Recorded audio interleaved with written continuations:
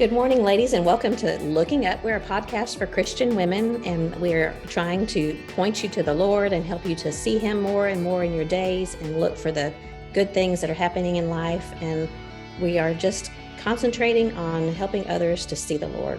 And I'm here today. My name is Carla Moore, and I'm here today with my friend and co-host, Kathy Pollard.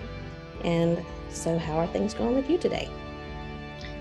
They're going really well. And we had a big, long chat before we ever hit record, though, because it feels like it's been forever since we've talked. We recorded early last week. We were recording late this week for being out of town and stuff. So we had a lot of catching up to do. Yeah. We didn't want to do that all on the podcast. No. So we're an hour in, except just barely starting the podcast. And I have to laugh because we always pray before each podcast, and we take turns. And so this time it's my turn to, quote, drive the episode. And so that means that it's your turn to pray. So right before we prayed, you said, okay, you're driving, I'm praying. And I thought, well, that can apply in many different ways, can it? Yes, it can. But I had to laugh. That was funny. So what have you been up to in the last, you've been on a fun trip.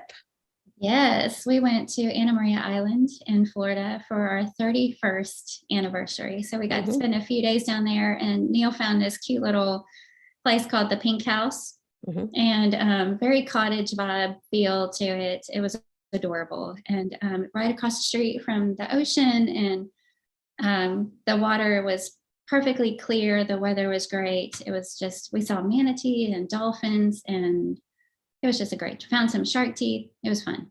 The beach is your happy place. Yes. Yes, it is. The mountains are Neil's happy place. Yeah. And the beach is my happy place. Yeah. We've talked about maybe a random question someday of being, would you rather go to the beach or the mountains? And I think there's great things about both. But I would love to just sit on the beach and read a book. But, this is something you and I have bemoaned before, that, well, John anyway will not sit on the beach and read a book. He's got to be going and doing and finding, and so we just need to go together, and you and I can sit on the beach and read a book, and they can go find some restoration history, some burial ground somewhere, some archaeological dig. I mean, that's fun too, but at some point I just really would like to just relax on the beach. It sounds heavenly. Did you eat some good seafood?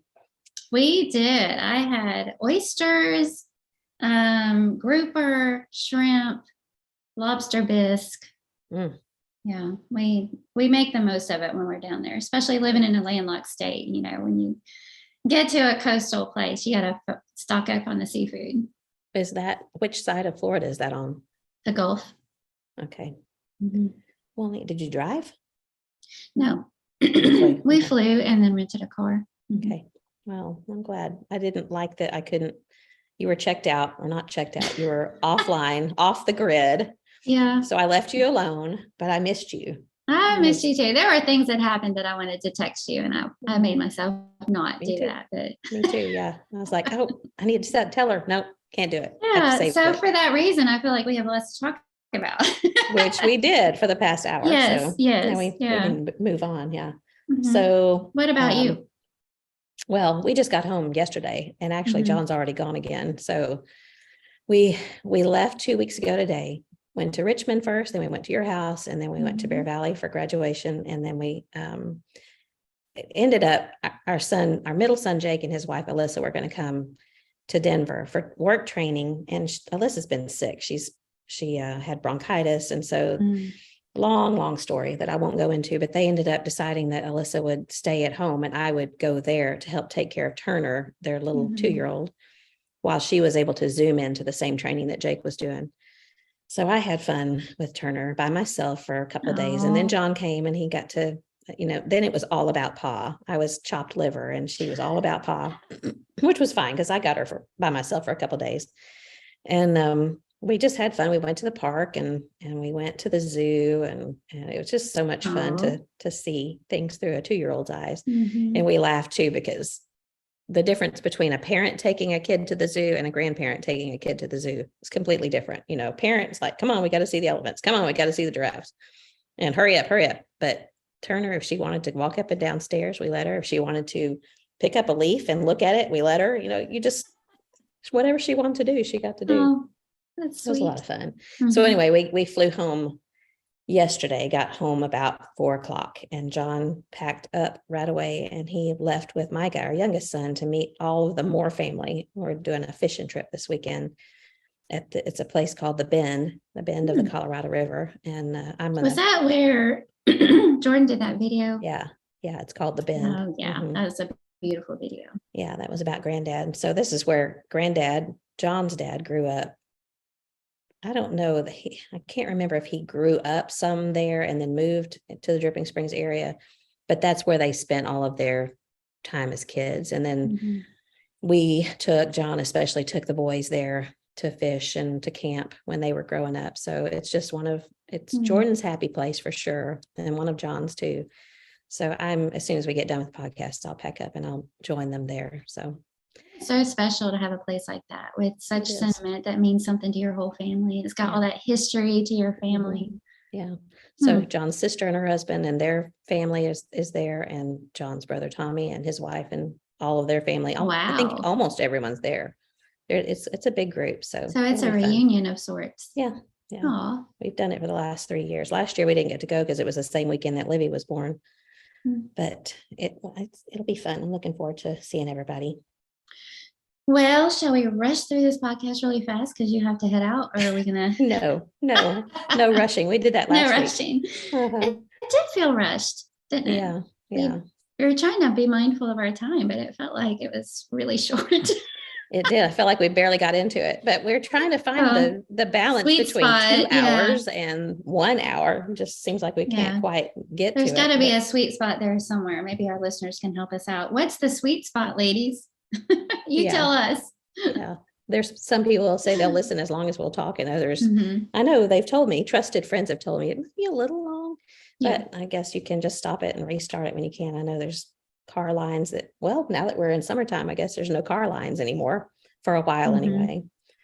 Well, I was going to tell you a couple of things too, that since we recorded last time, that our son Jake, the same one I was talking about a minute ago, he and his wife announced that they're pregnant again. They're going to have another little girl. So happy for them. Yeah. So Turner is 2, and they're going to have a little girl. Her name is Darcy James. She'll be, Lord willing, lots and lots of prayers. I've talked to you about this a lot, and you're even got your father-in-law praying for them, but they have had a journey with infertility. And I know that a lot of people have shared that journey, and it's something for some reason we just don't talk much about. I think more now we do than we have before. Right. But they conceived Turner through IVF, and Darcy is through IVF as well. And they've lost several between Turner and Darcy. And it's been a heartbreak. And I know it's a heartbreak for so many people. And then there's the whole privacy issue about how conception happens. And so this IVF is pretty controversial, but I asked Alyssa's permission before I said anything publicly. And she said, of course, she wanted people to understand that it was not something that they approached lightly. Oh, great. Sorry. Can't get away from it, can we? But anyway, they approached it very carefully, and they did a lot of research, and they did just a lot of things to make sure that they were honoring God and honoring life. And they found a clinic in the Fort Worth area that is a God honoring clinic, and they don't dispose of any life, and they're very careful in how they approach the process. And it's wonderful that option is available. And I'm not surprised, because that's the kind of couple they are. They're very God honoring, and they think things through. And well, she said even within the clinic, there are still decisions that each couple has to make that some might not have a problem with, that they did, and that they were very careful in how they and I know I've said that they were very careful. So she and Jake came up with a document that they shared back when Turner was conceived that explains how they arrived at that. And if I didn't ask her if I could share that, I'm sure she won't mind, but if I'll ask her again, and if that's something people are interested in, I can share it with them. But it's just, we've been praying and crying to God on their behalf, and not just them. There are others in my family that I'm very close to that have suffered with this heartbreak. And I think that they just have felt like it's not something you can really talk openly about. And like you and I talked about earlier, we don't feel like we're really qualified to talk a lot about it other than people that we're close to having struggled with it. Right. But hopefully we can talk about it at some point, maybe talk to people who have struggled with it and find out what helps and what hurts. We don't ever want to do anything that hurts. So anyway, we're just real excited that. How far along is she? Excuse me. I think she's at almost 16 weeks. So almost 4 months. Excuse me. Well, we are very happy for them, and we'll keep praying for the pregnancy. Thank you. So exciting. Really good news to start off with. It is. Yeah. I wanted to share that because it was a big deal. Well, I don't have anything that grand or exciting, but I did want to share this little book. If Jesus came. If Jesus came to my house. And this was sent to us by Kalina Tribig. She had seen or heard, I guess, about us doing the little bookshelf with books for our grandchildren, and she wanted to send this one, and it is the sweetest little book. It was first published in 1951, and it has the cutest little illustrations in it. But the foreword says, "It's easy to see why this unpretentious little book, originally published in England, has already sold 19 editions. Children have always liked stories with morals, and parents have always liked books with warmth and tenderness for their children." And so it's kind of that kind of story. But let me show you the sweet little illustrations for anybody watching. And that is sweet. I'll share pictures in the Facebook group. But the story is, it's written in poetry. And the story is, if Jesus came to my house and knocked upon the door, I'm sure I'd be more happy than I'd ever been before. And the child is talking about all the things that he would do with Jesus, if he came to his house. But at the very end, he says he knows that won't happen, Jesus physically come into the house. But he says that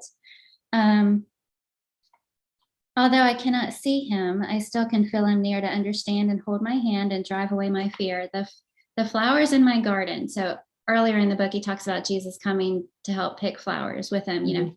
The flowers in my garden, he may not pick himself, but someone else would like them upon his mantle shelf. So if I know of anyone who's old or ill or sad, I'll take them there for Jesus' sake and help make them glad. So that's the premise of the whole story. And I just absolutely love it. I'm so happy to have it. And I look forward to reading it to Rich and Jude and, whoever else we may be blessed with down the line. So I just thought that was sweet. Children's books are so much fun. They are. Yeah. Did you ever use the Arch books with your kids? Do you know what I'm talking about? I don't. They're little tiny paperback books. But anytime you go into a Christian bookstore, they'd be on one of those rotating shelves, they did tons of them, and they had the best illustrations, and they were just called the Arch books, and maybe 14, 16 pages long, and just a little short paragraph on each. I loved those. I'll have It to was look perfect. into that. Yeah. Perfect length of a bedtime story, and just cute as they can be. And they usually rhymed. So we had fun with those. I was going to show you something, and I knew I was going to forget to pull it over. Last weekend at the Ladies' Day in Richmond, Kentucky, Onisa, I knew I was going to say that wrong. I have a friend named Sunisa and Onisa, and there's an IA at the end of their name. So it looks like Onisha. Sorry, friend, Onisa. But her husband, they gave me the most beautiful gift basket at that Ladies' Day, full of handcrafted things, because there's such a handcrafting community in that area in Appalachia. I hope I'm saying that right too. But I can't say that word. Yeah, Appalachia. I always thought it was Appalachia, but it's Appalachia. So they fill a basket full of beautiful handmade things, some jewelry and some coasters. And there's these little, they're called bowl cozies. They look like hot pads that have been kind of folded and stitched into like a bowl shape. So when you have a bowl of soup, you can fit it down in there and then hold it so it doesn't burn your hands. Like or a ice mud cream. cozy or a teapot cozy. Exactly. Oh, okay. But it's bowl shaped, and I'm going to love those. But Onisa's husband carves with wood. And can you see this wooden bird? Oh, how sweet. I know. I love it. I love it. And I used it with Turner this week. She wanted to look through my purse. And so I had it in my purse. That's but he beautiful. signed it. Chuck is his name. Oh, He made this and put it in that basket. And I just think it's so much fun. And also made where are you going to put that? I don't know. I haven't decided yet. I just got home yesterday, so I'm still kind of playing with things. But he also made out of a single piece of wood, it's like a little spiral. So it's hollowed out, but it's all the same piece of wood that they hang on their tree, but you can hang it anytime because it's not specifically Christmas. Anyway, it was just the most fun gift to go through. And I got to open it, and usually I like to open things by myself. That doesn't ever happen though, when you're going to open a Christmas gift by yourself, but because people are staring at you and looking for your reaction. And I'm always self-conscious about that. But it was just so much fun. And they were such a sweet group of ladies, but I wanted to show you that fun little bird.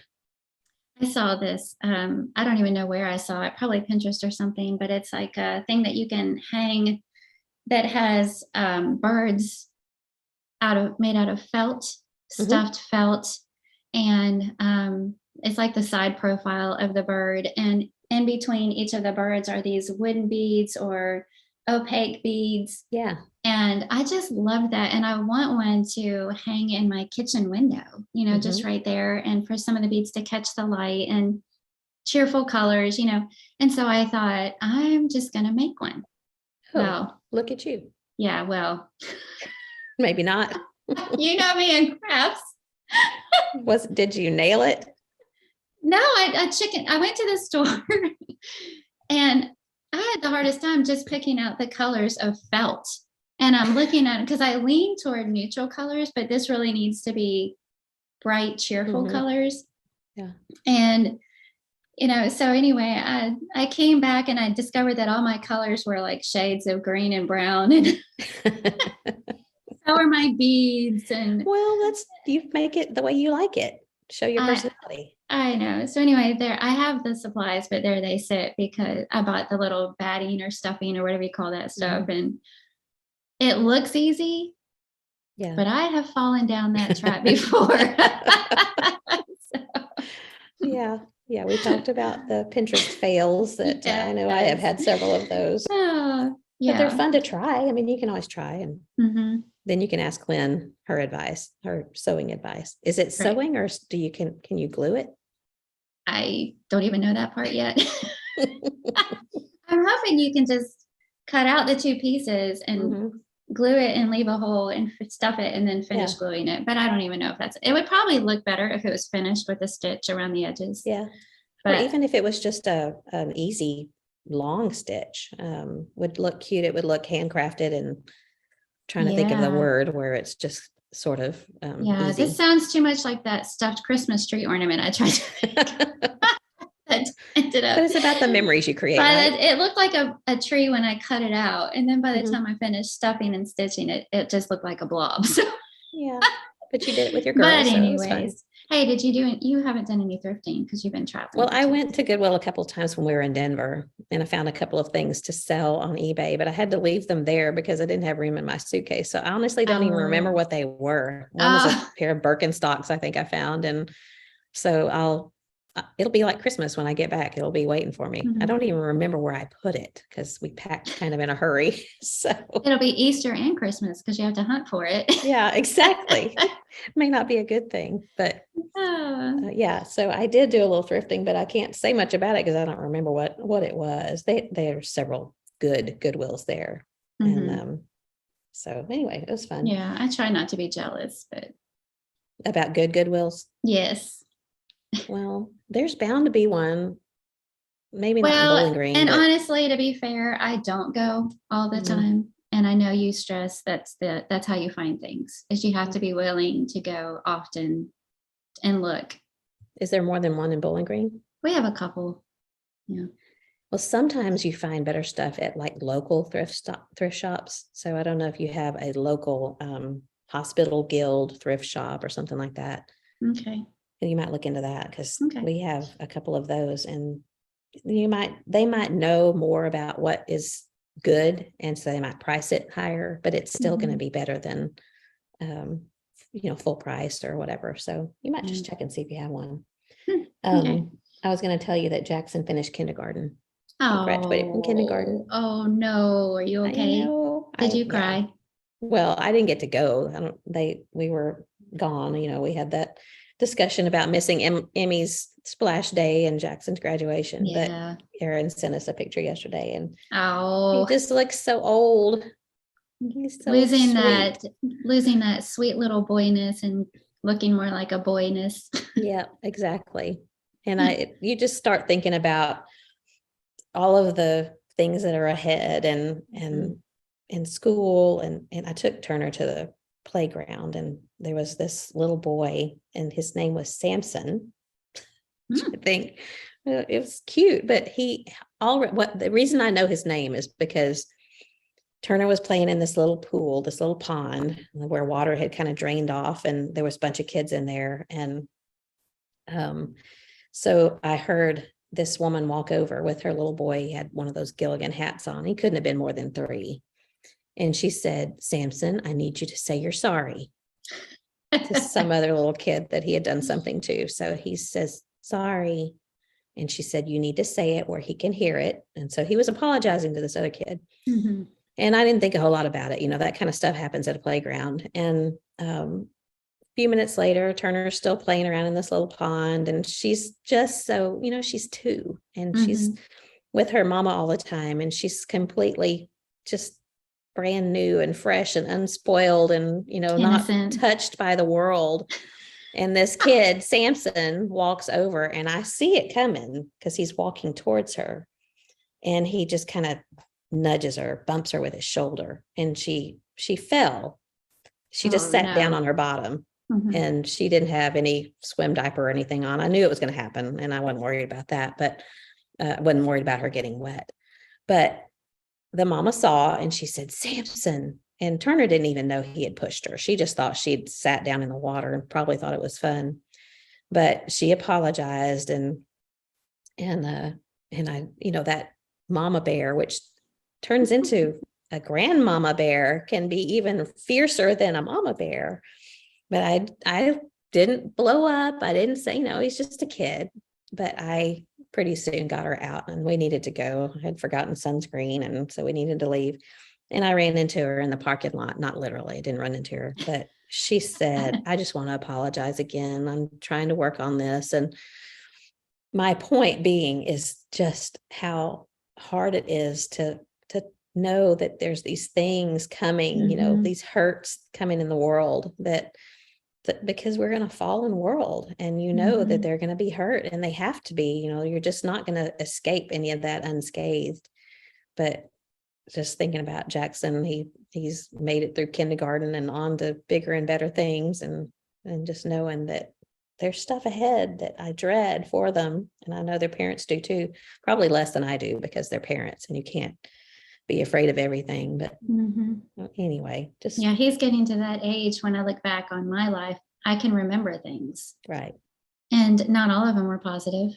Yeah. So he's growing up. Hey, kudos to that mom though. Yeah. It was really nice. I could tell that she felt bad and there will be some point that Turner will probably do something that her mama has to apologize for to some little kiddo, but it's just life. It just she happens. Probably won't. Oh, she probably will. Nah, she probably won't. Yeah. Anyway. Well, do we need to move on to our topic? Well, I actually have a couple homesteady things to share really quick. Good. We are harvesting all the herbs and things. And so yesterday I was able to make some Tuscan herb salt, which is one of my favorite things to do. And I brought in just a basket full of all these herbs. And so my whole kitchen smelled amazing. And it just makes me, so happy to rinse them off. And I let them air dry on a tea towel on the counter and to go through and use them, to make the sea salt, which turns this really vibrant green. You do salt and all your herbs and things in a food processor, and it turns this vibrant, like green, wet sand. And then you just let it air dry for a couple of days, But I had so many herbs that I also ended up making some arugula chimichurri sauce because I brought in a bunch of arugula too. And it was my first time trying that with arugula.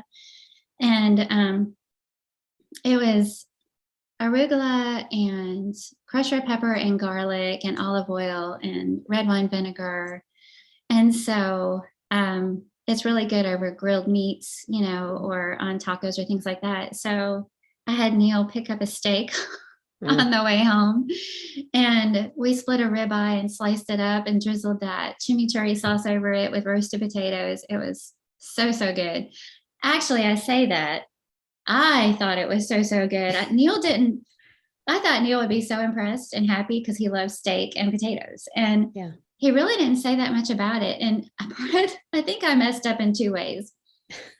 First of all, I started slicing the steak because I'm picturing the presentation. I wanted it sliced on the diagonal, laid across the plate with the vibrant green sauce drizzled over the top. I start slicing the steak. He says, "What are you doing?" And that was my first clue. And I think my second mess up was actually putting the chimichurri sauce on it. Does he not like it? He didn't say that, but he also never went, "Oh, this is so good," which typically he does with steak. So I think he would have preferred his without it. So tell me again, what was in the chimichurri sauce? The arugula and whatever herbs you want. You can put basil. I had lots of oregano and chives and things like that. Garlic, crushed red pepper, olive oil, red wine vinegar. Okay. Does he like vinegar? Mm-hmm.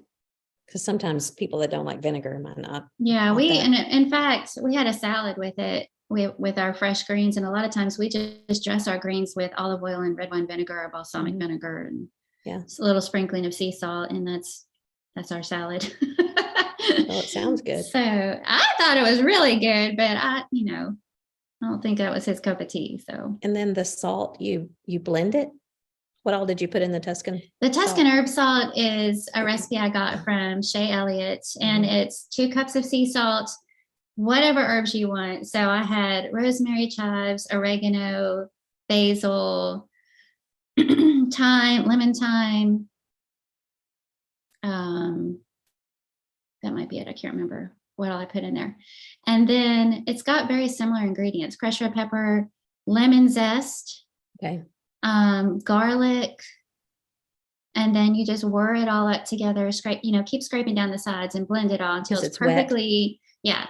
It gets wet. And so then when it's all bright green and blended, then you spread it out, on a parchment lined baking sheet and just leave it to air dry for a couple of days. And when it's dry, you just kind of take a fork through it or break it up, because some of it will dry together in clumps. Yeah.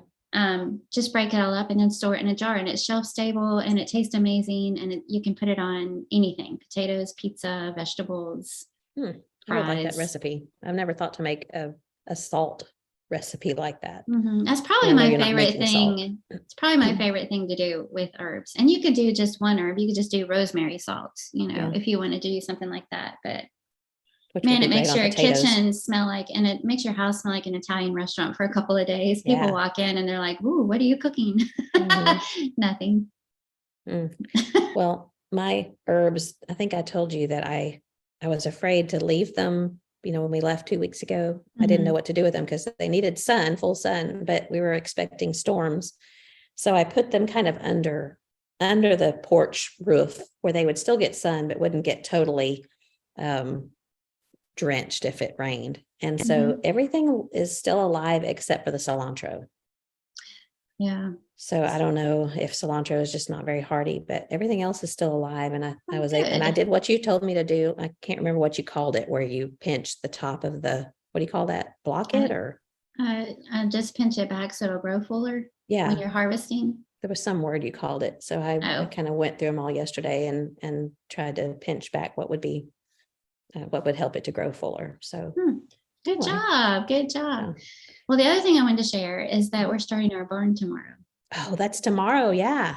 Memorial Day weekend. I forgot. Yeah. Well, I say I have nothing to do with that, but Jeremy Waddell's coming over. He's already parked. When we got back, the wood was parked on the trailer in our yard. So he drove that over while we were out of town and delivered that. And they're coming over to start it. And I think his dad is coming with them, Clint Waddell. I think the most challenging part is our yard isn't level. It's a little bit slopey. Yeah. And so they're going to have to figure out how to make sure the barn is level and even. But they're going to start it tomorrow and then finish hopefully up on Monday. And on Monday, hopefully our sons will all be out here also to help with that. So they'll all be out there throwing that barn together. So now I've got to figure out like what to make. I feel like I should have food available, and I'm not quite sure. It's an Like, old-fashioned barn raising. Right. Are they going to want to come in and eat, or just something that I can take out there that they can hold in their hand and eat outside? I don't know. I feel like I need to do some research on this because I want to do it right. You need to watch Seven Brides for Seven Brothers because there's a great scene. Have you ever watched that? Yeah, that's Neil's mom's favorite movie. Yeah. So they have that barn raising in there. You can look and see what they serve. Well, the pioneer woman is always taking food out to her husband Lad while he's working. So I feel like I need to go back and look. Yeah, she probably has an episode that's about something like that you can look up. But I think she has to drive way out to them. Mine is literally just right here. So they might want to come in and get a break. You could serve it on the deck. That's true. Put some shade up. If you have an umbrella, don't you have an umbrella over that table? Yeah. Well, I wish I was there. I wish you were here too also. So I'm excited. Will they finish it pretty quick, right? Didn't you tell me it's kind of a somewhat quick project? I think so. They know what they're doing. Yeah. My guys, Neil and my guys, are just going to be doing what they're told. They're the grunt work. Yes. They're pretty good grunt work. They are. And they're good. They're, they know how to build some things too, but we're excited. And then it'll be fencing off, and we're trying to decide if we want to go ahead and put the electricity and water out there or hold off on that and just run a big long hose. I'm kind of the mind where let's just do it all while we're doing it so that nothing's hanging over us. But I also know that everything costs money. So we might do that in stages. And but then go. Well, what do you need electricity out there for in the summertime? Just be able to see at night running a fan in the barn would be helpful. We got to go look at Jeremy's barn, and he has like this fan attached up on one of the beams that just keeps the air moving and keep it kind of cool in there. I might keep off flies too. I don't know if that's part of its purpose, but because I thought about that too. You really wouldn't need it until the winter time if some of the milking is in the dark. You'd want some kind of light. I could carry a lamp out there, I guess, but he had a little fan running in his barn, and I really like that. So but I don't think it's essential. I think it's just a nice amenity to have, but maybe not essential. Well, water for sure, but electricity, maybe you could put that off till it's cooler. Y'all live right on the edge of the time zone, don't you? So it gets darker earlier there. Yes. But it gets light earlier. It does. In the summertime anyway. Well, that's exciting, but it sounds like you're still maybe a month or so away from getting your cow. Probably. Are you going to get a baby cow, or are you going to get a grown cow? Those are some of the things that we don't know yet. So Jeremy knows somebody that has full grown cows, a herd that we can literally go out there and pick the one that we want. Yeah. But I'm still researching different types and, the pros and cons of getting a calf versus a full grown. So I'm not sure what we're going to do yet. But and you're going to use the milk for drinking? Everything. Yes. So I'm going to drink it and make butter, especially and flavored butters, cheeses. Neil keeps reminding me that we'll be making ice cream. Yes, I'll try some cottage cheese, cream cheese, sour cream, just all buttermilk, all those things. So this cow's going to be busy. I'm going to be busy. Yeah, you will. All right. So good deal. I'm excited for you. Thank you. So I guess we'll move on to the topic now that we're 35 minutes into our discussion. But okay, so we're not going to worry as much about the time today. We will try not to take up too much of your time, but we want to cover the topic. And what I'm a little embarrassed about the topic in a way, because it came out of some disagreements that John and I had last week. So that's a little embarrassing. Say it isn't so, Carla. It is so. I was really hoping that John would not listen to this episode, because he didn't listen to every one of them, but he did told me that he listened to this one. And I'm starting to feel that more and more about Neil. And I think it's because we keep talking about these like owning up and taking responsibility kind of topics. And And then that when he means that we have to do it. listens, yeah, then I have to be like, oh man. Yeah. So normally when we record, we're on Zoom like we are today. Mhm. And then you send me the link and I can listen to it before we put it out there. Mhm.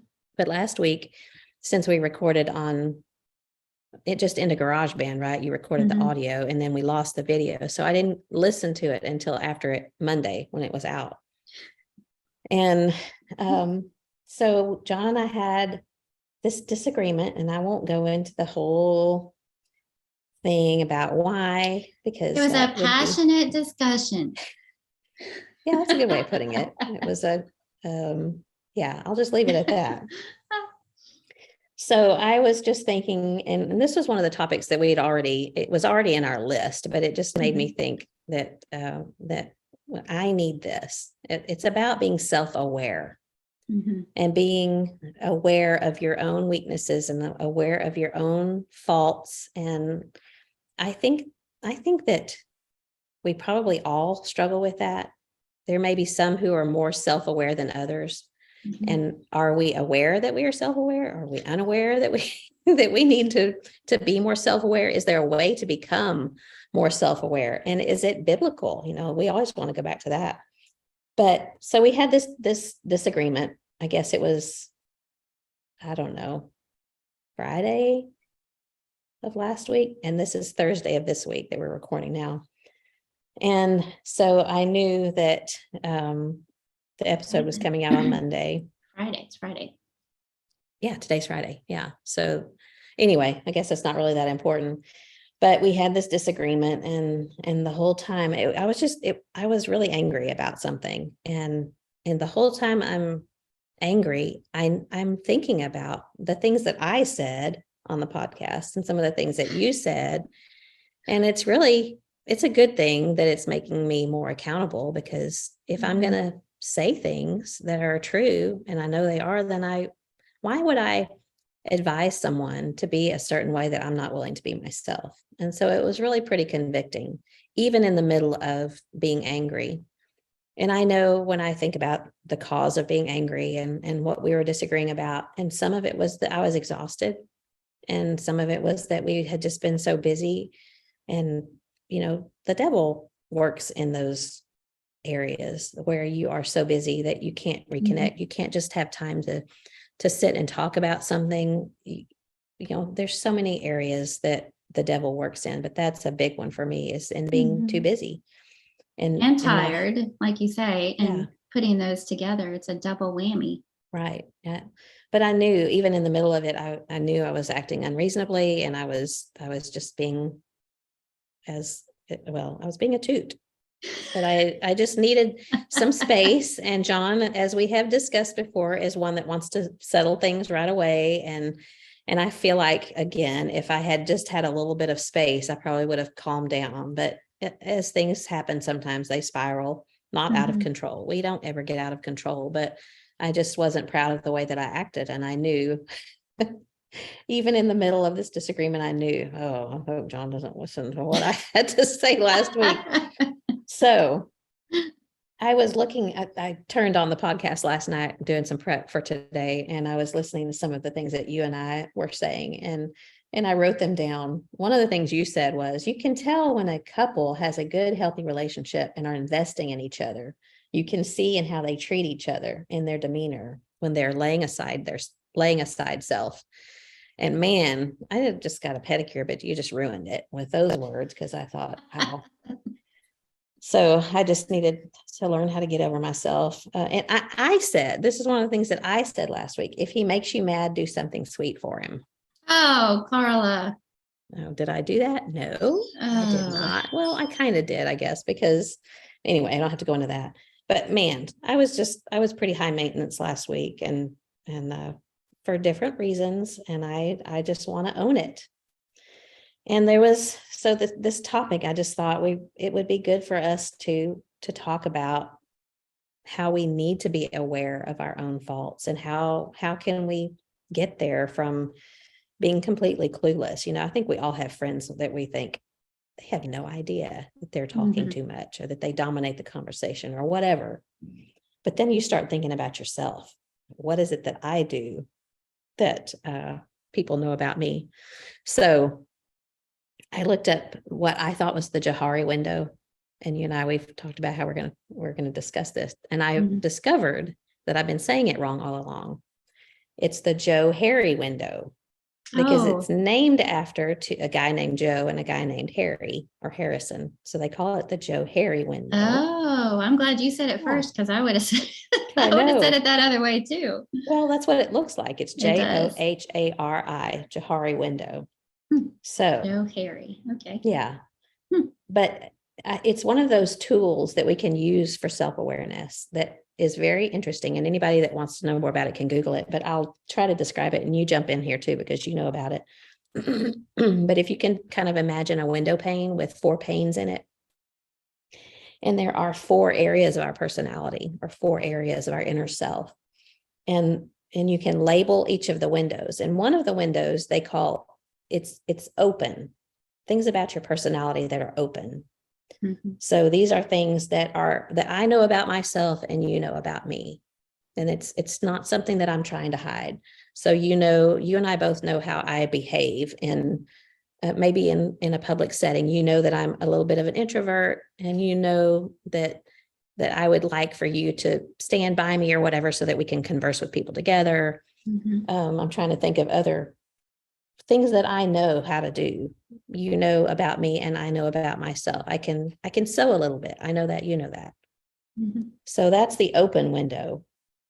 And ideally, everyone's open window should be larger, so it should be a larger pane, because you don't want to hide things about yourself. You want to be open and honest and transparent about a lot of things, but you have to be careful about what you share if you share too much.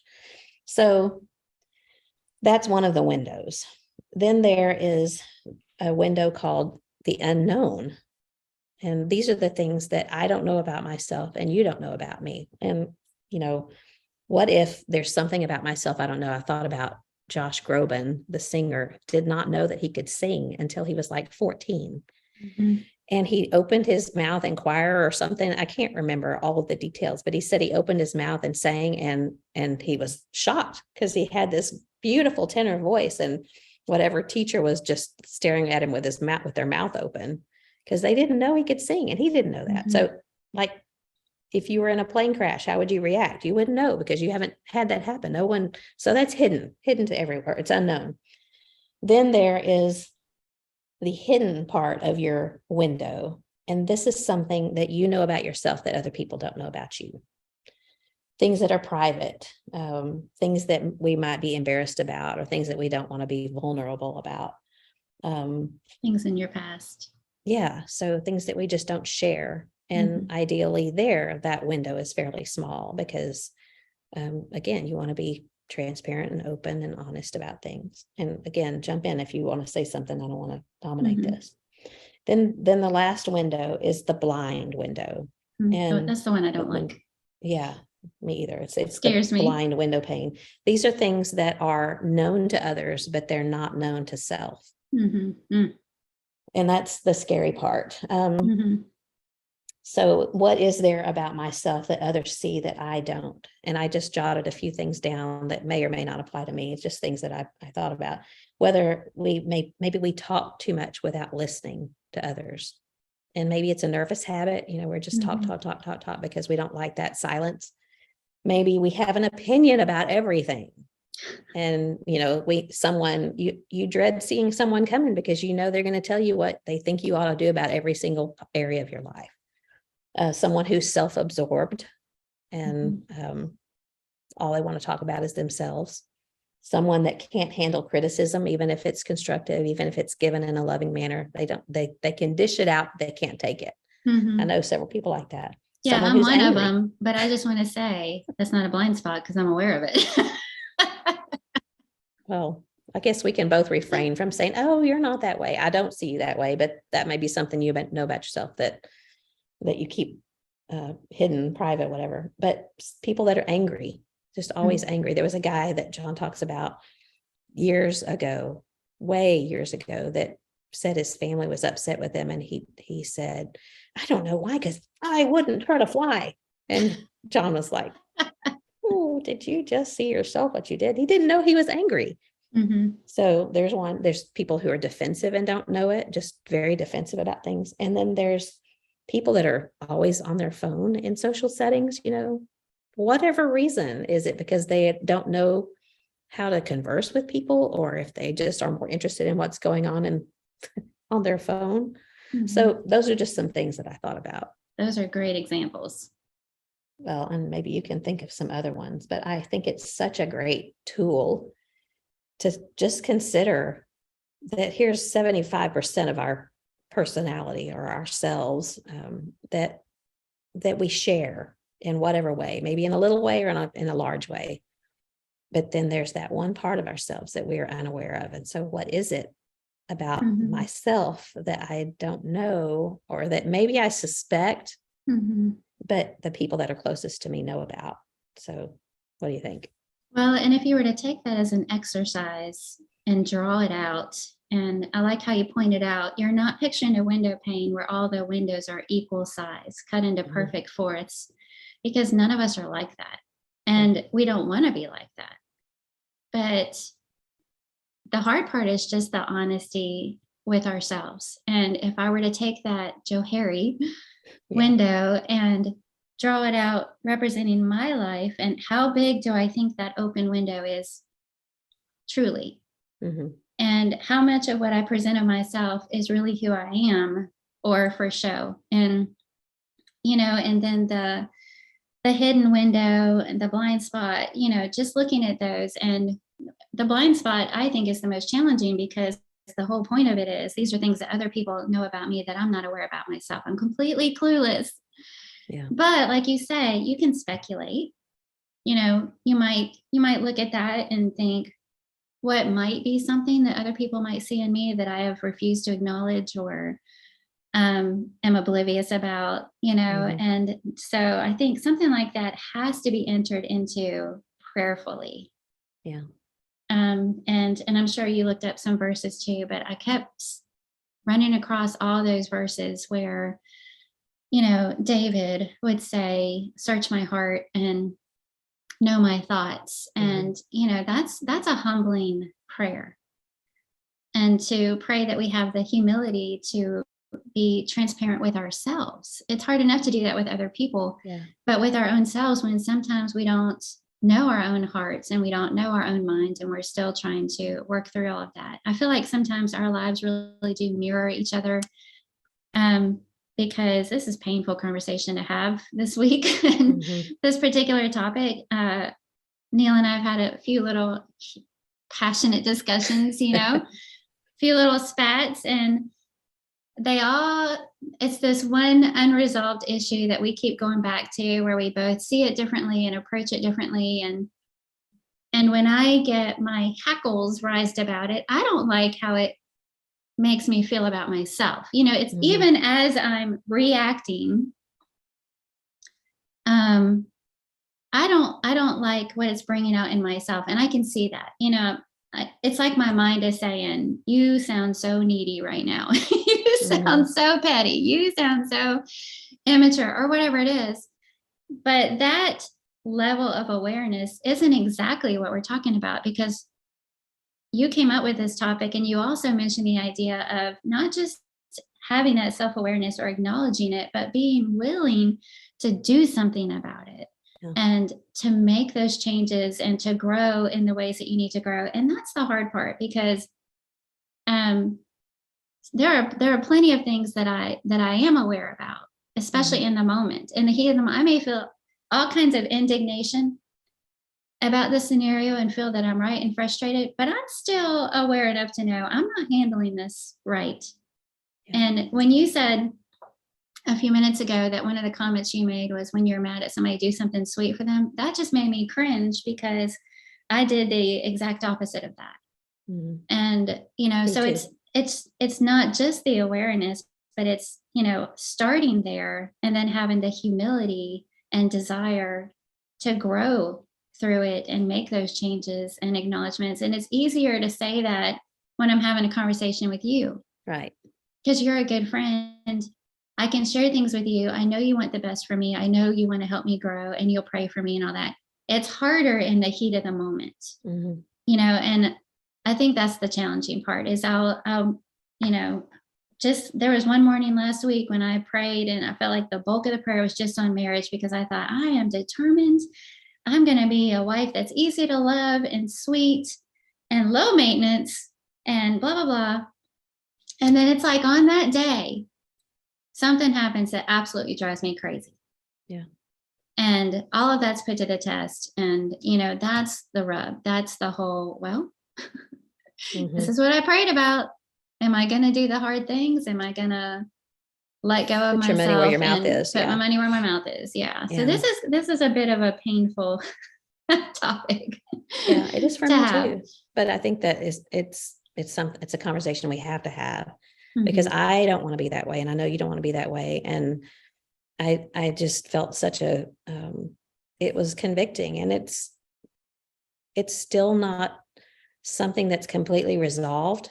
It's like we've talked about, you shove some things in a box and you leave them Mhm. there until the next time somebody peels it open. Mhm. But at the same time, in a stable marriage, that it's okay. Sometimes you have to leave something in a box because you're not going to agree on everything. And I think we're drifting a little off topic, but it's still important to say, because you and I both are married to men who are forgiving and who will accept our apologies when we work up the courage to offer an apology. So, John, if you listen to this one this week, I'm sorry. I've already told him I'm sorry, but I don't want to be that way. I don't want to be that way. I want to be the person that I say other people should be. And it's hard to do. It's harder to do than it is to say. You said something about we have to be willing to change things about ourselves. I came across a quote from Tim Keller, who said that self-awareness is never the destination. It's only a step on the way to transformation. Did you find that one too? I was just going to show you, that's my final line on my notes. Sorry. Yeah, that was my grand finale. Thanks a lot for. Okay.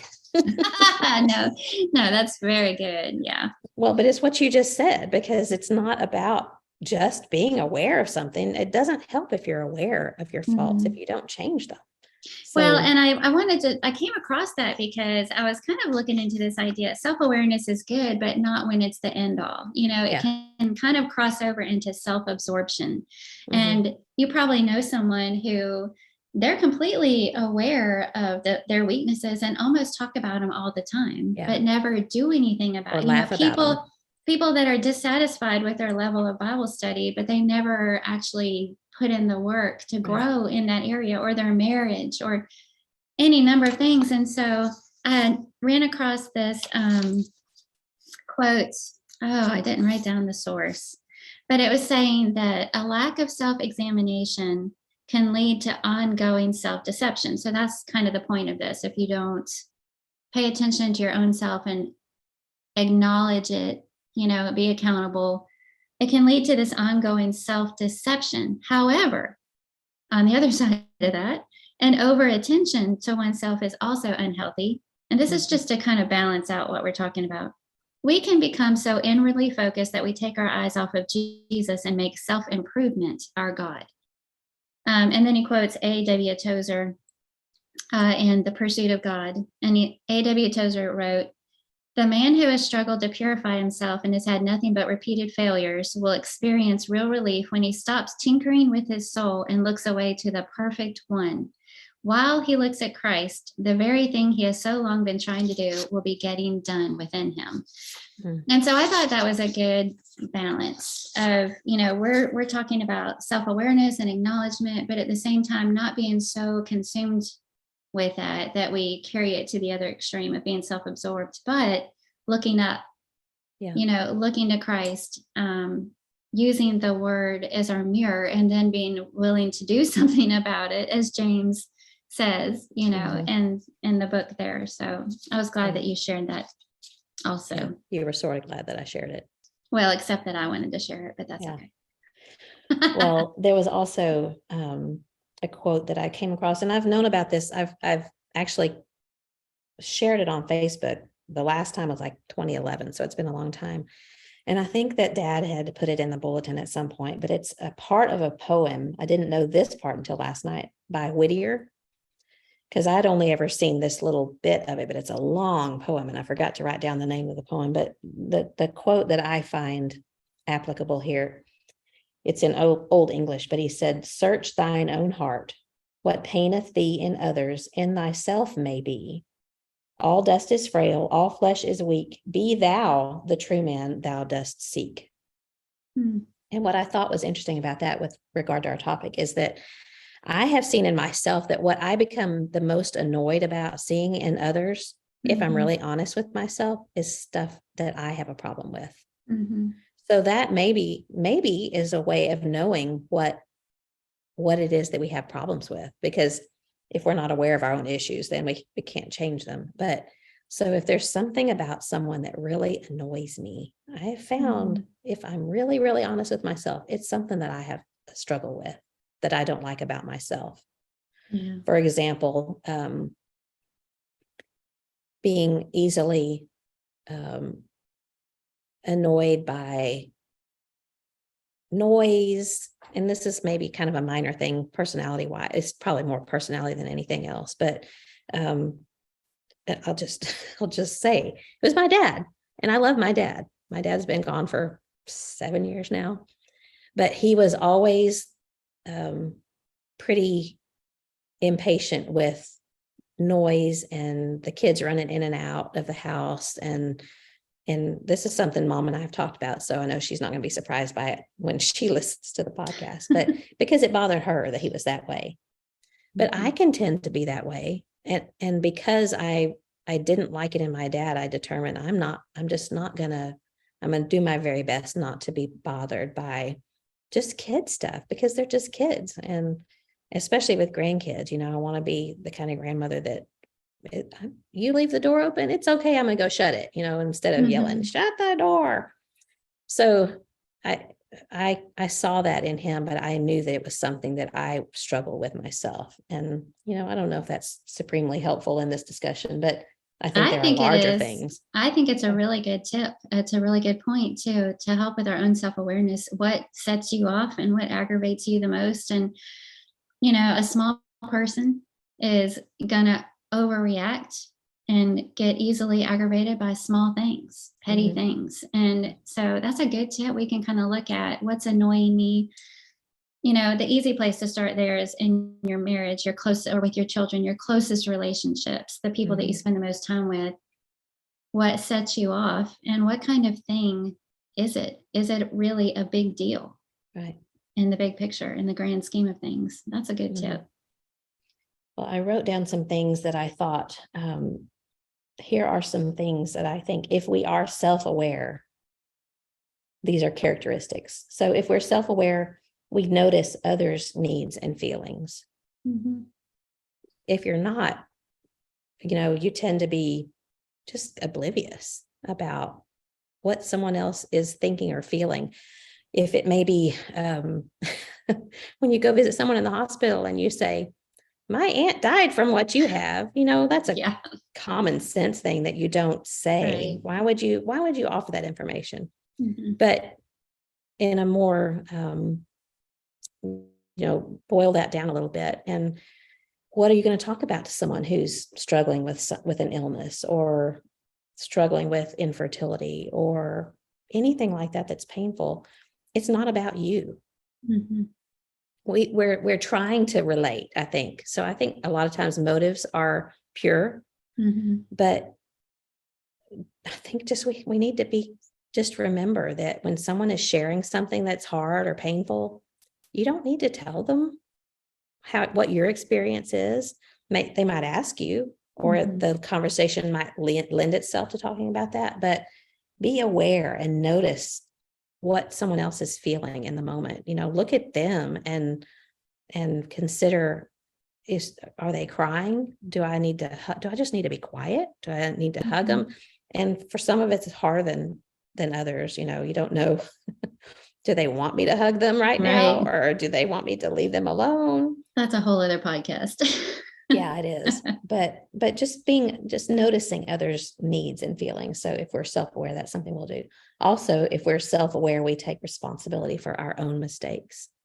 And that's where I'm landing today, and trying to take responsibility. Yeah, I have that one underlined because I feel like that's the crux of the matter is quit defending your behavior, quit defending poor behavior. And when you lack self-awareness, you tend to do that.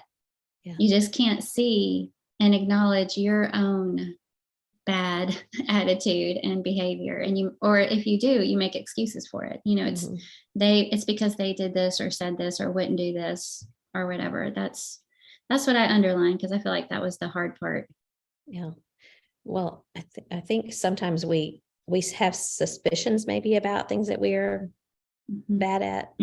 One of them I know for me is being late, and I'm not supremely late all the time. Here I am making an excuse, but if people know that about me, they're not going to be expecting me to be on time. But do I make excuses for it? Like, oh, so and so called, and so I couldn't get here on time. Or like this morning, I had to dry my hair before I could get on, and so I was late getting on with you. And so I guess that's not something that I think I really have a super struggle with, but I have this suspicion in my mind. People know that about me, that I'm going to be a little bit late, maybe not half an hour, but 5 or 10 minutes or more. So take responsibility for our own mistakes and own up to them. Don't just make mistakes. That's kind of I think what I tend to do. I think if we're self-aware, we are humble about our own strengths too. Because I think there are some people that are not very humble about their own strengths. I'm really good about being humble about my strengths. Do you wear your humble award on your shirt sometimes? That's right. Have you seen that quote? I'd like to be humble, but what if no one notices? I'm going to tell them. There's that old song from the 70s. It's hard to be humble when you're perfect in every way. Do you remember that? Mac Davis or somebody? Oh, well, that was way before my time, but I've heard rumors. Pretty sure you were alive during that decade. Anyways, moving on. Yeah. Sometimes our strength or our struggle is in not admitting our age. All right. Self-awareness. Yeah. Let me just input before you move on, because what you just said ties in. I wrote down the definition, a good definition that I found for self-awareness, and it ties into that last one that you just mentioned. The ability to make an accurate assessment of your own personality, strengths, and weaknesses. It is the conscious knowledge of one's own character, emotions, desires, and motivations. Okay, read that one more time. Okay. The ability to make an accurate assessment of your own personality, strengths, and weaknesses, the conscious knowledge of one's own character, emotions, desires, and motivations.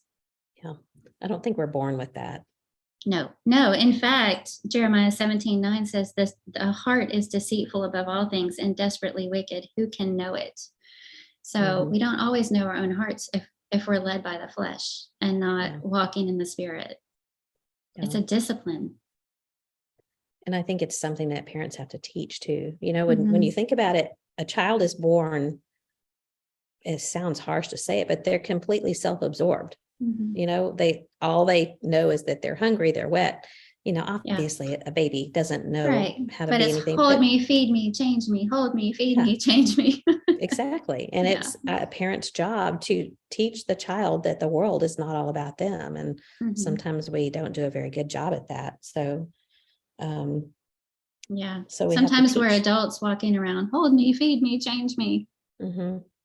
Yeah. It really, for real, we think maybe because no one's ever been able to be honest with us about, you can't complain about this, or you can't cry about that, or whine about that. If parents don't teach their children, and I feel like in some ways we're getting away from this, that if someone hurts your feelings, you don't respond that way. You have to deal with it and get over it, and not reward that kind of behavior, but let them learn from it. And we're not great about that, I think. No, it's like we're unhappy with our own circumstances. and maybe our own personalities and character and or life and how things are going, but we want somebody else to be the source of change. We expect others to fix it. Yeah. And exactly. make them responsible when really it's us. We're the only ones that can do that. I'm looking at my notes because you reminded me of just remembering, biblically, how does this relate biblically? I had written down, and I didn't write the source down. I can't remember where I got this, but a knowledge of self, particularly of who we are in relationship to God. And I think that's the key right there, is part of God's good design for us. How we know and experience God directly impacts our ability to love and care for others. So having a proper understanding and knowledge of who God is, I think, is central to having self-awareness on either end of the spectrum. If we have this expectation that God thinks that we're better than everyone else, like that Pharisee that stood off by himself and thanked God that he wasn't like that other little man over there, that's one end of the spectrum, but not having sinner. Yeah, but not having enough, what's the word, where you realize your worth to God and know that he died for you. So forgetting that what God did for you and how God feels about you, that you're precious to him. I think we have to not be on either end of that spectrum, but remember our relationship to God. Well, and go ahead. I interrupted your sentence. Go ahead. Go ahead. Physically, people always stress the importance of taking good care of yourself, because the better you feel about yourself, the better you treat other people. And how much more true is that spiritually? Take care of yourself spiritually, take care of your relationship with God, because the better you feel about that, the more grace you're going to extend to others. And when I'm not willing to be the first one to submit, I'm not willing to be the first one to apologize and humble myself and give way, what does that say about my own relationship with God and how I feel about my own relationship with God? It really gives me pause to think some of that through, because there are, I think you mentioned in our private conversation, there's dry spells or seasons when you're, it seems like you're constantly bickering or whatever with the people close to you. And sometimes it's hard to look in the mirror of the word and my relationship with God and say, why am I having such a hard time with this? Why am I holding to my own will and pride? Why am I not willing to humble myself and be the first one to be sweet and loving, when God's been telling us all along, if you do this, you're doing yourself a favor. Right. You'll feel better about the whole world if you do that. You think it's hard because you're upset and you don't want to be the one to have to give way. But when you do things God's way, ultimately, we're also happier. Why do we have such a hard time with that? I can only think it's just, Satan and self and all those things that get into our heart, and we give rein to that instead of Christ. And it blinds us to what really can make everything better, including how we feel. Because it just goes against human nature which is the problem, but to want to humble ourselves and be the first to say, I was wrong. I'm sorry. And I know I struggle with that. And I know that it would, like you said, it would be all so much better if I would just do this, but I can't bring myself to do it sometimes. And I need to pray more about it, even in the moment. Sometimes I can say the words, but they're not sincere. Yeah. And I know that, and Neil knows that. I'm sorry too. Yeah. And my face is going, whatever. And that's the hard part. And I'm probably veering off topic here a little bit, but when my heart is just so defiant, and like John, Neil is really good to apologize quicker, and he wants to come and hug me and reach for my hand or put his arm around me, and I can feel my defiant heart rejecting that, because I'm still proud and angry. Yeah. I accept your apology. Here's my apology, but I don't want to, I'm not feeling it. Yeah. And that's a heart problem. And seeing it in the moment and seeing it for the ugliness that it is, it's like if somebody had a video going of our interaction, and I got to see my reaction to an apology, or I knew that other people got to see it, I would be mortified, absolutely mortified at my behavior. But I can see it. God sees it. Neil sees it. And there's my stubborn heart refusing to give way. You know, it's a struggle. Yeah. Well, you use the words defiant heart, and that really is it. And it doesn't necessarily feel like a defiant heart at the moment. In the moment, it feels like indignation. Justified anger, or he still can't see it, or right. And so now I'm even rethinking in some ways needing that space, because it really is just a defiant heart, and that I can't set that part of myself aside and be willing to hug, because I'm not even willing. It's not a matter of, okay, you can give me a hug, but I can't really give it back. It's just, I don't want it right now. I'm the same way. Honestly, and I actually hate that you just said that, because now I'm thinking about that. And I've always thought it's just a personality thing. Neil, he might be quick to get angry, but he's quick to get over it and be loving. And I'm a lot slower to get over it and a lot slower to be loving, but I chalk that up to personality types. I'm just different. I need some time. But if the roles were reversed, how would I feel? Right. Because I now expect him, when I grace him with my apology, I expect him to accept it and hug me and, okay, now I'm ready. Now you can love on me, but that's terrible. And how would I feel if the roles were reversed and I humbled myself and came to him with an apology and tried to hug him, and he was just like, I just need some space. Yeah. That would hurt my feelings. Ugh. Yeah. Sorry. I know. This is a terrible conversation. for you and me. Whose idea? It's Carla Moore. Well, I completely agree and understand, because it's I've just always thought I really just give me some time. And I don't think it's always inappropriate, because sometimes you just need to be able to think things through, process internally, like we've talked about, and not have that fire hose coming at you like, hug me, hug me, hug me. It's just, I need to figure out what it is I'm upset about. Sometimes I don't even know, but even then I can still be kind, and sometimes I'm not. I know that about myself. Sometimes space is good, because you need to think about what you want to say, so you don't say something you regret. Yeah. And you might need to know that about yourself. I might need to step back and regroup. But like you say, how do you handle that? Knowing that about yourself and using it as an excuse to be standoffish. It's almost like, I even hate to say this out loud, because he's probably going to listen. But it's almost like I'm punishing him. Yeah. Because I know that hurts. I accept your apology. I apologize too. I just, give me a minute.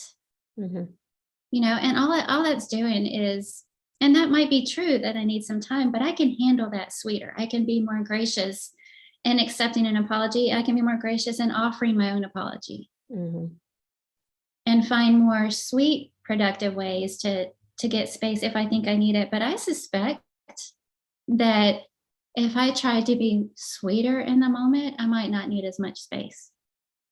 Yeah.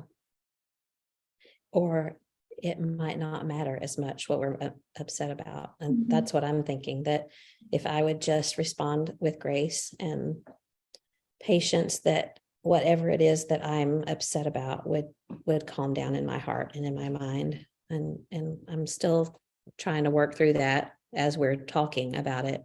But I don't think that they are without some responsibility here, because like the other night I said, I don't want to say something I regret. I need a little bit of time. I don't want to say something I regret. And I feel like I said that pretty calmly. Maybe he might have seen that differently. And I know we don't want to air dirty laundry. And this is neither of the things that you and I had issues about is anything that was earth shattering. It was just, this is a disagreement. Petty stuff. Yeah. But if I maybe I didn't say it that way. Maybe it was antagonistic, or he obviously knows me and he knew that I was upset. But if he had stepped away for 5 minutes, I might have been more calm in how I responded. So I'm not saying that they're without any kind of responsibility here, but I am holding myself responsible in how I responded. But prayer too, and I've seen this before, if you stop and pray, just little words like God help me, that takes it down so far. And I don't always do that. In fact, I don't often do that because I'm not thinking about that, because I'm upset and because I feel like I'm justified in my anger, or I'm whatever. Even if I don't feel like I'm justified, I don't stop to pray, but it would really help. So just, God, please help me right now to get rid of my pride. Sometimes we make the picture really, really big. Why do we keep getting back in this cycle? Why is it the same old thing, the same old arguments, the same old, and it's almost self-defeating. And, we're never going to get past this. We're never going to understand each other, blah, blah, blah.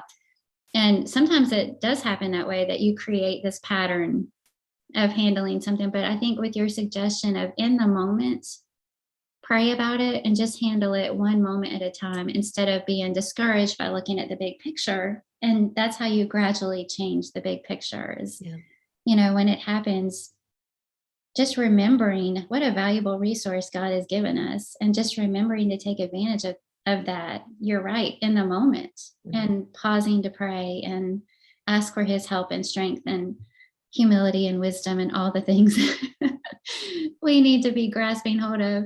It'd be really hard to pray that and mean it and hang on to indignation or a defiant heart. But it would soften a heart. It would soften my own heart. It would soften his heart. Maybe even just saying, will you pray for me right now? That would be probably the best thing I could do, because I know it would soften his heart in the moment, and it would work on my heart, and it would be asking God to be involved in this conversation that is so difficult and so hard. I know I can think back on that would have helped everything if I had done that the other night, but I didn't. And so here we are, and talking about self-awareness and not, but I think I know we're not the only ones that struggle with this. It's a huge conflict among people. So we need to talk about it. Well, and we're talking about it because this is the part that we can grow through and do something about. And, you mentioned that, of course, our spouses have their part to play in it, and their own accountability and self-awareness, and whatever situation we're dealing with that we don't handle graciously or beautifully, we could probably say that about, but they, probably true.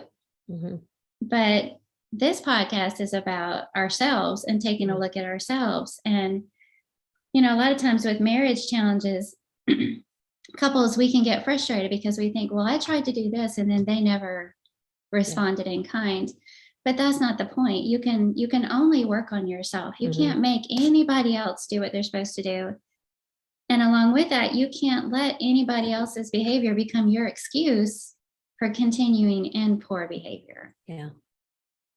It makes me think of Jesus saying to Peter, when Peter said, what about John, talking to John, there after Jesus had that discussion, do you love me? Do you love me?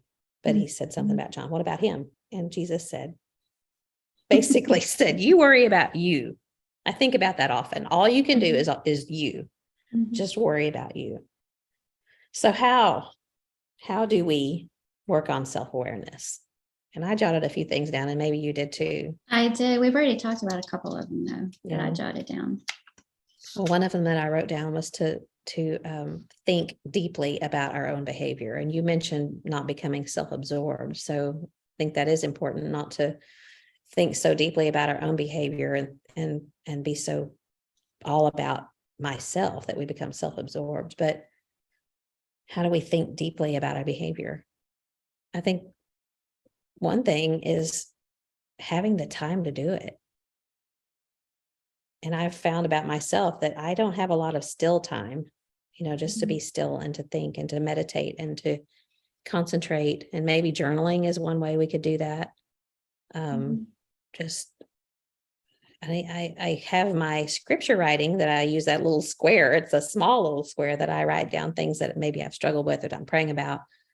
But just to have some time without the screens, to maybe sit outside and consider the day, think about the day, and what could I have done differently to make things better for other people today? What could I have done to make my own life easier today? How did I respond to certain circumstances? So just maybe thinking deeply in some still time is one way we can become more self-aware. Well, just like when you're trying to train yourself to eat better, sometimes you don't realize all those little unhealthy bites that you're popping throughout the day until you keep a food journal.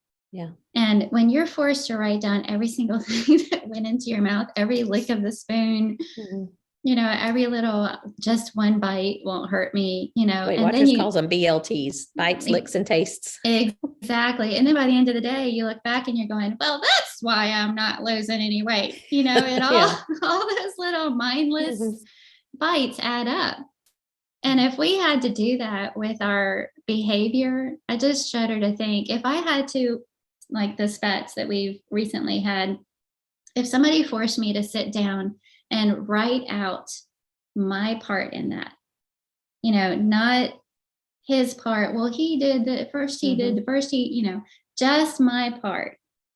This is how I acted. This is what I said. And then I said this, and then I did this. And then I had to go back and read over that. I would probably shudder and go, well, no wonder where we're at. Why do I feel this way about our relationship?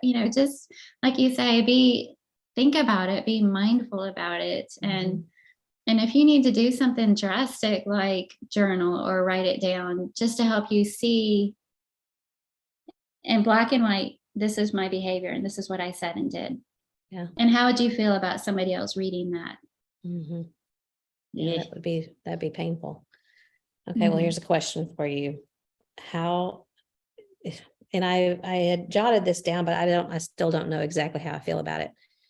If I were to ask you, what are some of my weaknesses? I know I could do this with John, but I think he would still be reluctant to answer it because I probably wouldn't respond all that well. But I think that a trusted friend is someone that we would have to go to. And I don't know exactly, if I just went to you and said, Kathy, what are my weaknesses? You would be reluctant to say, well, here, here's all these things, because you wouldn't want to hurt my feelings. So how do we do that? How do we leverage our friendships, the ones that we trust the most, to be able to tell us some of our faults? I don't know the answer, if there's an answer. So I'm just asking your opinion. Well, and you would be reluctant to do that for me too. And it's not because you don't want me to grow and you don't want me to work and have a better relationship with God. It's because you don't want to discourage me or hurt my feelings. Right. And I think about, I wrote down the same thing as far as how to be more self-aware. That we've already mentioned prayer was one of them, and using the word as a mirror. We've mentioned that. But the other one I mentioned was God's people. He gave us his word, but he also gave us his people. And when David, let me see, I wrote down the exact verse. He put in Psalm 51, verse 3, for I know my transgressions, and my sin is ever before me. But that happened after Nathan approached him, and Nathan had that conversation with him in 2 Samuel chapter 12, verses 1 through 13. And he tells the little story, about the little lamb, and David's all indignant, and he was like, this guy deserves to be put to death. He's so indignant on his behalf. And then what does Nathan say to him? You're the man. You're the man. And then after that, in verse 7, it says, then David said to Nathan, I have sinned against the Lord. So he needed that person, that good friend, as you're saying, to come confront him about a situation that he was blind to. And I mean, he knew he had sinned, but I feel like he must have just kind of shoved it away or something. And so then he's able to go on and write Psalm 51. and creating me a clean heart, oh God. And so the question is, who is your Nathan?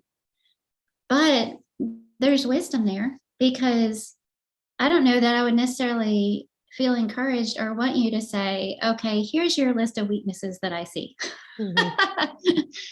But in the moment, and you do this for me, when I'm behaving bad or I'm seeing things in a petty way, you'll say, but do you think he blah, blah, blah, blah, blah? You'll insert that other perspective. Well, but do you think they just might blah, blah, blah? Or do you think maybe, and you're giving me a different way to look at it, which is reminding me, you might be looking at this wrong. You might be overreacting. You might be seeing this from a selfish perspective. And it's a in the moment thing. And I'm pretty sure my husband wouldn't appreciate me coming up to him and saying, well, here's your list of weaknesses that as your loving wife, I feel it is my duty to share with you. No, not a wise thing to do. No. But in the moment, I might be able to say, I can see why you're upset, but have you considered this perspective? Or maybe blah, blah, blah, and I would want him to do the same thing for me. I think we've shared this here before, but I can't remember if it was your class at Bear Valley or somebody else's. Did you do the Love Dare challenge in your class, or was that somebody? Okay. One of the Love Dare challenges is where you go home and you ask your spouse to tell me 3 things that you wish I would change. Yeah. That challenge made me ill.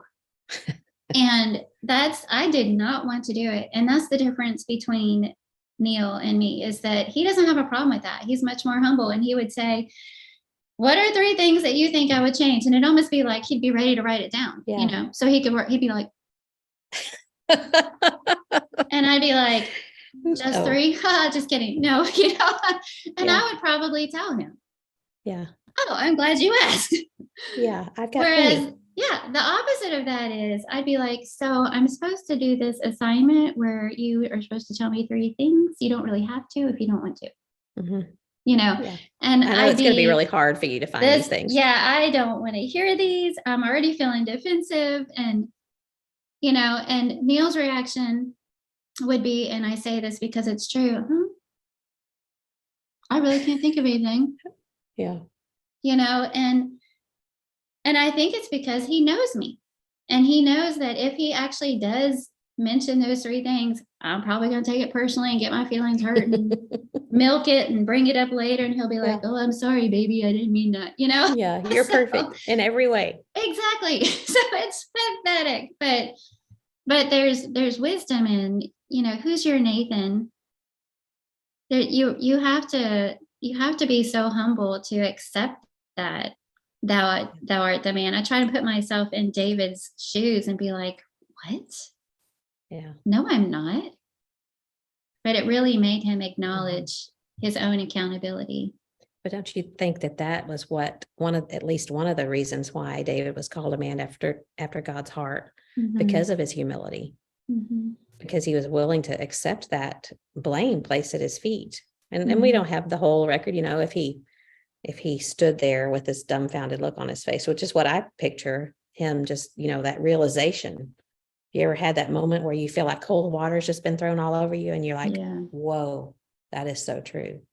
Yeah. And that is something that we need to pray for, is for humility to accept correction as it's given to us. And I have a problem with that. I don't like people correcting me.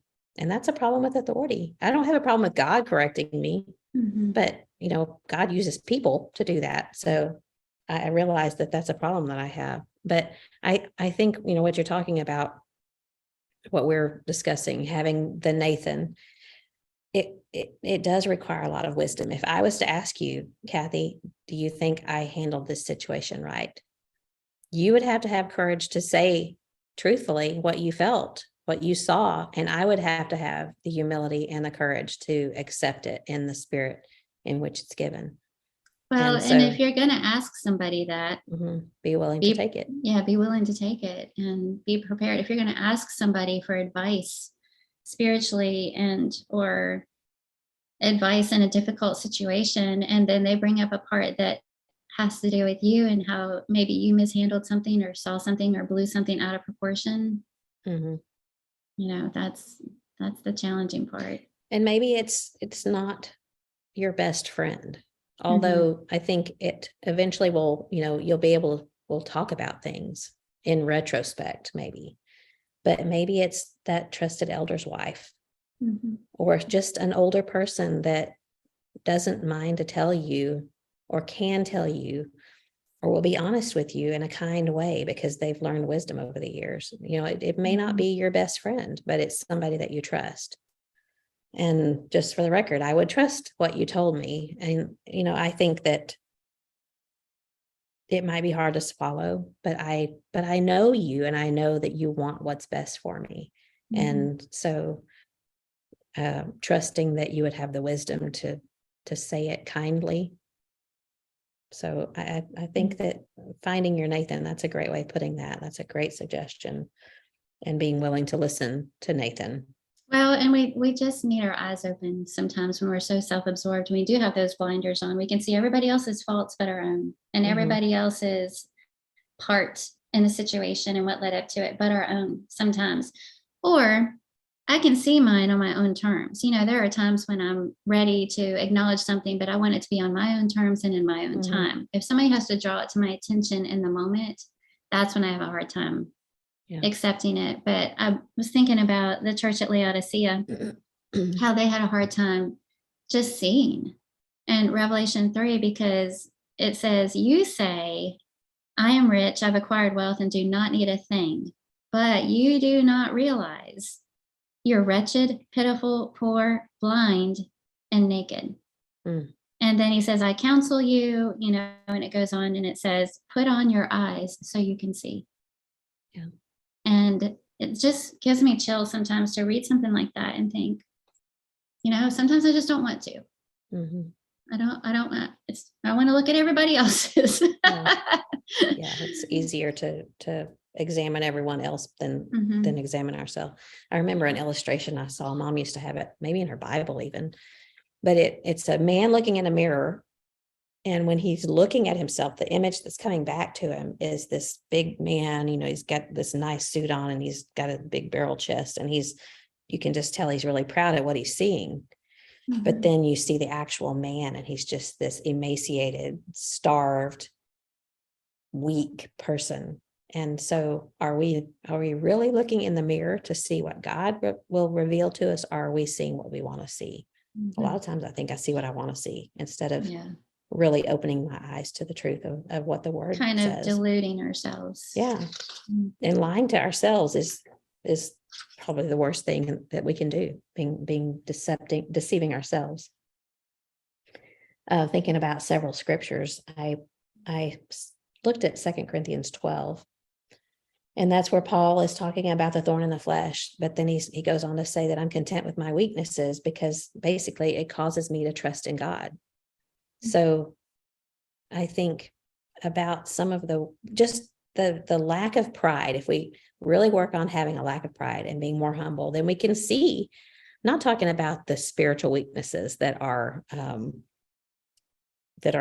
leading us down the wrong path. But if we struggle with something and we admit it and we are humble about it, then it causes us to lean more on God and lean more on his ability to change things. It's not about how much strength I have, but how much strength he has. And if I open myself up to his strength instead of trying to do it all on my own, which I really think that that's a big part of my problem, is I try to fix things on my own instead of leaning on God. I feel like that needs to be repeated and underlined, because that's the best thing that's been said in this whole episode. And you are so right. And why do we do that? Why do we keep taking the focus off of God? And what's the name of our podcast? Look up, people. Carla, look up. Yeah. Rely on God's strength instead of taking it into our own hands. That's really good. Yeah. And then Romans 12, we talked about that last week, but being transformed by the renewing of your mind and not thinking higher of ourselves than we should. So that indicates that the renewing of our mind is an ongoing process, and it takes work. So we're transformed by that, transformed by work. Then there's the 2 Corinthians 13 passage that talks about testing ourselves and examining ourselves. And I know it's coming a little out of context, but it applies. I had that one too. Okay, well, test, that word, it means to endeavor to discover the nature or character of something by putting it to the test. We don't like to do that to ourselves. And then examining is to make a critical examination to determine genuineness. So God tells us we're supposed to do those things. Yeah, and making sure that we are using the right measuring stick when we're doing those examinations. It's not comparing ourselves with other people or anything like that. It's using the word as our standard. You know, Hebrews 4 talks about the word being powerful, and part of that power is that it gets into the intents and purposes and thoughts. You know, it really gets to the heart of the matter, and that has to be our standard when we are examining ourselves and holding ourselves up to. It's not anybody else or what we think should be the right scenario, but spending time in the word so that we know what we're striving for and where we're falling short. And that's always the answer to everything, is spending time in the word, because it is the mirror, and we can see our true selves if we are honestly seeking what the word says about our lives. Well, it's like going back to that blind spot that you mentioned. You know, people don't know what they don't know. I don't know what I don't know. And that's a fearful and humbling prayer to pray, but I need to pray to God to open my eyes to those things that I don't know about and that I'm not self-aware about. And then be willing to recognize it, you know, when I open up the word and see, or when a Nathan is brought to me and I have the blessing to see what I need to see so that I can work on it. Yeah. Often in the moment, it doesn't feel like a blessing, but you look back on it. If we're honest with ourselves, we look back on it and realize that they did us a big favor. They blessed us by pointing something out, that because it makes our lives better when we make those adjustments. Especially if we can look back and see the consequences to not being self-aware, you know, plowing through with a total lack of self-awareness. And then later on you see you suffered from that. Yeah. There were consequences to that. Yeah. And some of them probably pretty painful. I think of people who wonder why they don't have friends. Yeah. And well, because you dominate every conversation you're ever involved in, or you're prickly. You never ask anyone else how they're doing. You just tell them how you're doing and what you've done this week. You're not interested in anyone but your own self. So those things, maybe we see the outcome, which is not having friends, but we don't see the reasons leading up to it. So I know we need to kind of wrap this up. We're at an hour and 40 minutes almost. Yikes. Yeah, but I wrote down, can I be painfully honest with myself? And not just that, can I swallow my pride and change it? And then I had written down that self-awareness doesn't stop you from making mistakes. It allows you to learn from them. So that's the point right there, is not just knowing something about myself, but changing, like you've been saying. Do you have other things that you want to say? Because I know we're running into a serious time here. No, I find this very convicting. And I think the takeaway is spend some time in prayer to ask God to help us see clearly, and then to work on it, take it and work on it. And there are actionable things that can be done just with what we've shared today. There are actionable things that I can do right now, as soon as we're done recording this episode, you know, to start working on some of that and humbling myself. And prayerfully will try and go through with that. And I'm grateful for this conversation, even though it was pretty toe-steppy. Yeah, me too.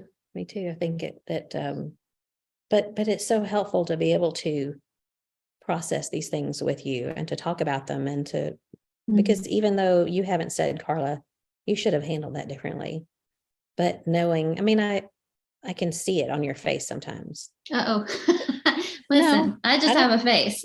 No, and I'm not, it's not an offending thing at all. It's just, I'm thankful for that. And I'm thankful for a friend that can even without words, can help me correct something. And I hope that everyone has that kind of friend. And if you don't, to seek someone out, make a friend, humble yourself, and ask what you can do differently. And I'm sure that I'm thankful for yours too, because you have a way of putting things into words that really just cut to the chase, and in all areas, really. That's why you're such a good writer. You know how to get to the heart of the matter. But it's very helpful for me also when I share things with you, and you can kind of summarize things in a way that cuts to the chase and helps me see better. I hope I'm not rudely cutting to any chases. I don't want to do that. Nope, Okay. no painful cutting, no vicious cutting. Well, we will be doing a lot of praying on both sides, and there's probably some apologies in our future. I gotta hurry up and do that before Neil listens to this. Okay, it's Friday. This comes out Monday, so we have 2 days, right? 2 days to swallow my pride. Perhaps we need to pray right now. No, we are, and you and I both know that we are very blessed with men who honor God, and they want everything to be right in our marriages. And neither of us had any kind of issues that would be serious, but anything that comes between us and God is serious. And so we want to make sure that we're doing the right thing. And so, yeah, there will be apologies, and there will be more talking going on. Maybe some hugging too. Yeah, probably so. All right. So this week we are going to have an I See Good People, and we kind of have the same seeing good people, because we're going to talk about Wayne and Wheezy Berger.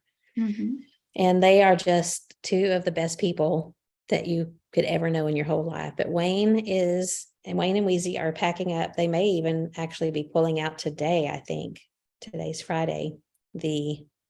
What is today? The 26th. I'm thinking that they were leaving today.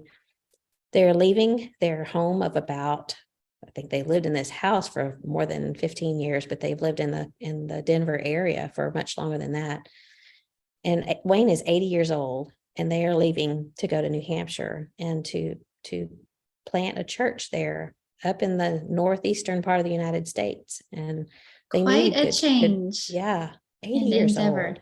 But Wheezy has been on oxygen for a couple of years, maybe even a little bit longer than that. And where they live in Conifer, the Morrison area of Colorado, is about 8,000 feet, right? 7,000 or 8,000 feet up in that area. So she has to be on oxygen, because that's a high altitude, and she's had respiratory issues.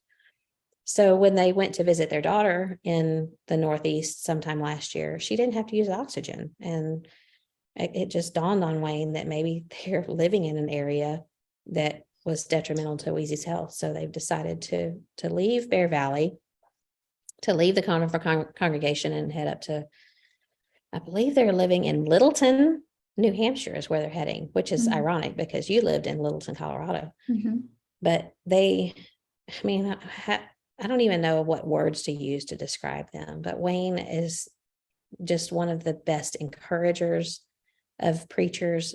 He spoke at the banquet last week, at the graduation banquet, and I guess I got my Kleenex ready, because I knew, and he cries easily because he's such a tender heart, and I knew if he cried, I was going to cry.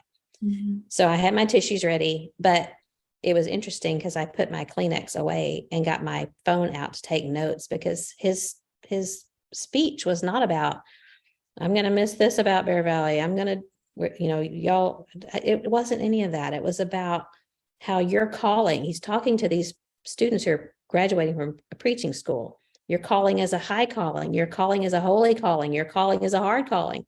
He was talking to them. He wasn't talking about himself, which is so Wayne. He's just one of the best men, and complimentary and encouraging. And Wheezy is the same way. They're just going to be missed so much. But I'm excited for the people in New Hampshire, because I know that they will have an effect on them there. Oh, absolutely. When I think of Wayne Berger, I think of the book of Acts, not just because he teaches it, but he lives it out. You think about the gospel going to all parts of the world, and he is a true evangelist. He's a true soul winner. Yeah, he is. Well, now I can't talk about it. I know. Wheezy calls him her Energizer Bunny, but Mhm. he'll go to Vanuatu or to Mhm. Africa. I mean, I think he was there this summer or this last summer. And I'm 55 years old, and I'm a little afraid to cross the pond and go to some of those places. And he goes without any hesitation. And he's But just not only amazing. that, he goes to his own neighbor, and Mhm. they open up their home, they'll have weekly Bible studies with their neighbors and just invite whoever wants to come, and his own community, think about everything that he's done for that community. And I also love how he encourages people of all ages. Mhm. And they're so good about mentoring young people and bringing Yes. them on board and training them in ministry one-on-one. Mhm. And just he's all heart for God and Yeah. God's people, and genuine through and through. Just Yeah. love him In so fact, much. they are taking students with them for the summer to do internships. Mac Graham is going with them, and Naomi Racine is going with them. And I think Mac is staying with them. I'm not sure where Naomi is staying, but yeah, they put their money where their mouth is. And Mhm. Weezy creates this open and welcoming environment in her home for Wayne Mhm. to bring people home to. And there's just really nobody like them. And we've only been there in their presence for about 7.5 years now. And he's changed my life, and she has Mhm. too. I just want to be them when I grow up. Yeah. And I don't even know, I don't have words really to explain how we feel about them, and how encouraging he's been to both John and me. And he's still going to teach some short courses. So we'll see him a couple times a year. He's going to teach a short course before the quarter begins. So I get to see him when he comes back, but I doubt that Weezy will be able to come with him, just the traveling. But I sure do love them. There's nobody like them. Nope. Wish everybody could know them. Someday they will in Me heaven. too. I feel very blessed to have known him and be touched by him. Yeah. Well, I've loved in some ways this conversation that we've had, and in some ways it's been very cathartic, and in some Mhm. ways it's been painful, but I appreciate all that you have had to bring to the conversation, and the ways that you make me a better person. That's the mark of a true and a good friend, is someone who will help you to grow closer to God and always point you to God. And I love that about you. And so thank you for doing that today. Thank you. And I'm glad we ended on a Wayne Berger note, because isn't that just fitting? Yeah. Talking about all the things that we struggle with, and how a lot of them, when it gets down to it, they're just petty. Mhm. And then to end on talking about somebody like Wayne Berger, who just The spends epitome of his life humility. showing people Christ and bringing Mhm. people to Christ, and he loves you even when he knows you're bad, and Yeah. and just thinking about somebody like that makes me feel about this big about some of Mhm. these other things that have frustrated me. And I Yeah. feel like it truly is, he can be a Paul, imitate me as I Yeah. also imitate Christ. Mhm. So I'm glad we ended on that note, because that's a great Yeah. send off Yeah. and challenge. Yeah. We love you, Wayne and Weezy. Mhm. Y'all are the best, absolutely the best. And we pray Mhm. for your work, and know that wherever you go, you will bring people to God. And Mhm. we want to do the same thing. So Yes. we'll close on that note. And so, as always, until next week. Keep looking up. Okay. Love you so Yeah. much. I Thanks love for you. being a good friend. You too. I'll talk to you soon. Bye.